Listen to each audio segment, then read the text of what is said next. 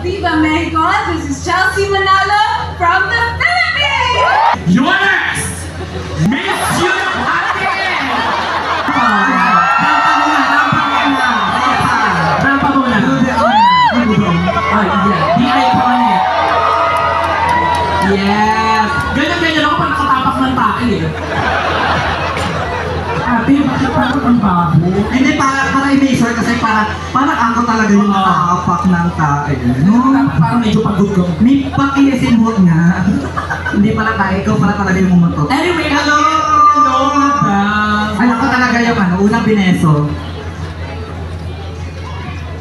Hello, so may question and answer din tayo para sa ating Yes! ating Tayo parang konting hangin, oo. So Sa first mga nag-graduate na nagdala nito, maraming salamat. kaya mo ba tonight? We prepared actually 10 questions for her, right? Yes, Isa lang. yes. Ano ang mabubuo sa mga lalawigang Mimarop? Dami nila. Okay, so, huwag na natin patagalin. Okay, so the question is, how will you bring your allyship on the Miss Universe stage, and what does diversity, equality, and inclusivity mean for you? So again, my question for you will be, how will you bring your allyship on the Miss Universe stage, and what does diversity, equality, and inclusivity mean for you? Well, for me, even if you are not an LGBTQIA+ member, you can always be an ally, and it is through human acceptance that we are ready to accept that we are all different. And even in these indifferences, we all can share together our values and respect means a lot of things. And through equality and inclusivity means that no one is ever left behind, that we are ready to accept that we have to share the values and to give equal opportunity for everyone for human rights. We all share the same universe equally, and despite our gender, we are not different from one another. I thank you. Bulacan! Yes! Paandar! Nakapin natin si Alden. Bulacan! Yes! Hindi parang ready na sa Miss Universe. At dahil dyan, tomorrow na Miss Universe!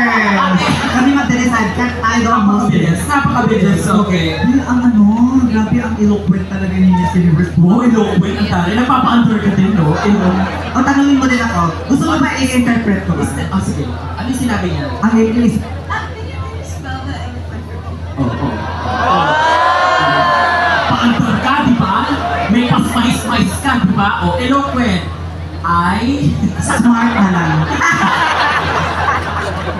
Okay, by the way, can we ask how can we support you? Yes. So I think I've said it to many people around me, but I hope I could get everyone's last prayers, because this is really important for me. If you guys can pray for me, and also to continue on supporting me through my journey. I know it's going to be very soon, but I promise to trust in the mass of your support, and also, of course, getting through the social media platforms with Miss Universe Philippines. You guys can also follow me there, and also on my social media accounts, Instagram, Facebook, and TikTok. Guys, follow me there. I will share with you guys more. I know it's been a couple of, or maybe already a week, more than a week, but I promise to update you guys more of what I'm going to be planning with Love Yourself.ph, with Miss Mia, and of course with the organization. Continue to pray for me, guys, and I will bring home the crown to be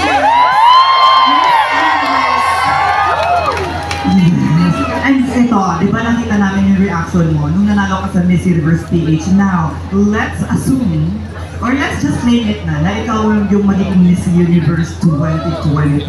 So we want to see ano yung magiging reaction mo. Dapat okay ha, kasi Miss Universe na to.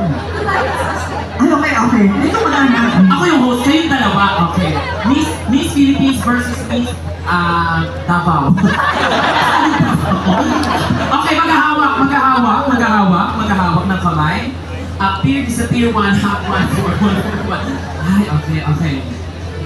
You're next! Wala pa! Nagalit yung host, sorry. Steve Harvey nagalit. You're next! Miss Miss Universe! Ate! Guard! Your next! Miss Universe! Ate! Your next Miss Universe 2024 is...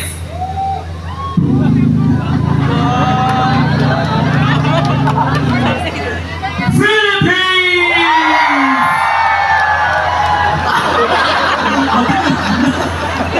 Namimisikan si Miss Tapa. Again, palakpakan natin, Miss Universe 2024 Philippines, Chelsea. Ang ganda talaga ni Miss Chelsea, no? Diyos ko, feeling ko na, nakukuha ko na, nakikita ko na yung title at corona niya, na pinakaw na naman dito. Tapos isa naman yung bakla. Oo, akala ko ba exhibition ka rin, ipapakaw na naman yung corona Tapos ko sa'yo. ako may music pa.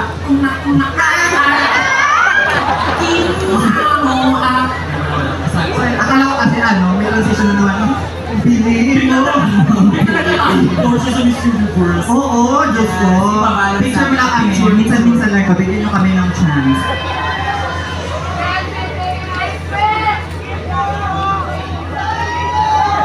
Sa dami ng camera na bandag na ako dahil. Naghiwala yung dalawang kong eyeball. Si Kuya, gwapo. Oo, ito gwapo tayo. Candida.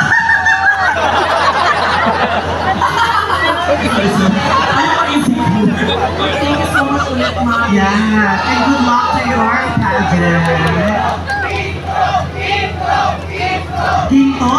Kinko. Ay, Intro. intro. Intro. Representing, of course, Pacific Ocean! Ay, di ba pala yun? Intro na, nanghihingi ang ating mga... Pero, pasarela muna tayo. Pasarela. Sabi muna tayo. Okay, dito tayo sa likod. Sa likod ka muna. Tapos, tayong lahat, alis na po tayo.